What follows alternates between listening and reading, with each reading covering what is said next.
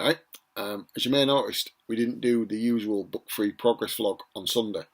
That isn't because I've given up on it. It's because we were way too busy doing the giveaway, Obsession Will Always Be Mine anniversary giveaway of the free books the day before. Thank you, by the way, to everybody who picked up a copy.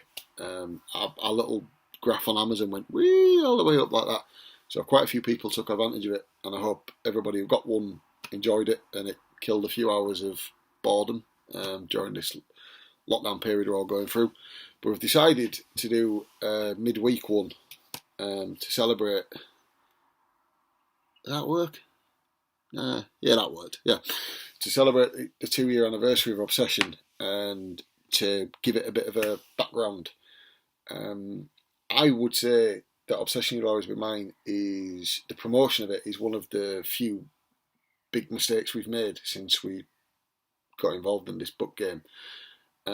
We had a year build up to it coming out because we never had a firm release date, so we sort of peaked early, and then we dragged on to the March release date, and then we had other stuff in place, which meant it came out in March, and by June we were already saying, well, Obsession's out, but we've also got Jim Pritchard, this new short story, so it never felt like it was the central point of my marketing campaign, which is my bad. I'll take that one.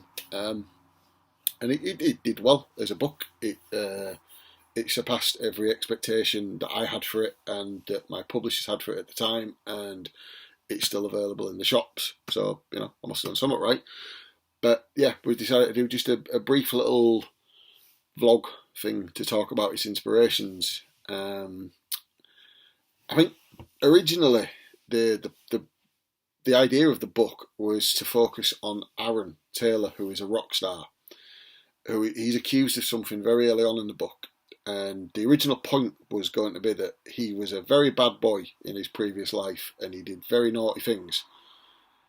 But in this instance, he hasn't done anything, and he's struggling with the fact that for the first time in his life he hasn't done anything, but everybody thinks he's done something, and his whole world falls apart. And I thought that was a really interesting story to tell. To tell that story, I then created a character called Kelly Connor, which I was going to say she was the person he did, but no, we'll rephrase that because PG. So we created a character called Kelly Connor, and Kelly really quickly took over and became the central point of the book. From my point of view, I know some people who've read it don't agree with me over this, but she became, in my head, the star of the book, in that Aaron's chapters told the story, whereas Kelly's chapters made you want to get to the next Kelly chapter.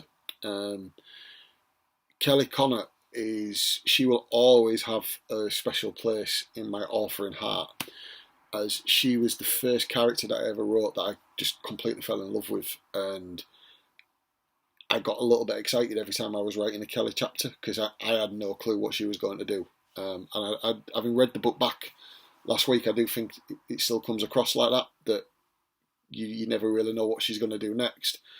And I do think that's born out of the fact that the guy who was writing it had no idea what she was going to do next. So, yeah, I think Kelly Connor, she is the standard of all the characters that I write going forward. If you're going to be a central character in my book, obviously they're not all going to be as bonkers as Kelly, but I compared them to her as, are they as entertaining as it? Am I as interested in them, and am I enjoying writing for them as much as I was her? So yeah, that would be a very rough and short version of the Obsession story. Like I say, still out now. Hope you picked up a copy. If you haven't, it's quite cheap on Amazon at the minute, so pick up a copy, and we'll be back on Sunday with a book-free progress vlog, which will hopefully have a massive word count jump because I'm now locked down, so I cannot do anything but write. But yeah, Obsession Will Always Be Mine out now, and it is genuinely a really good read. So enjoy it if you pick one up. Stay safe, wash your hands, and all that jazz. Laters.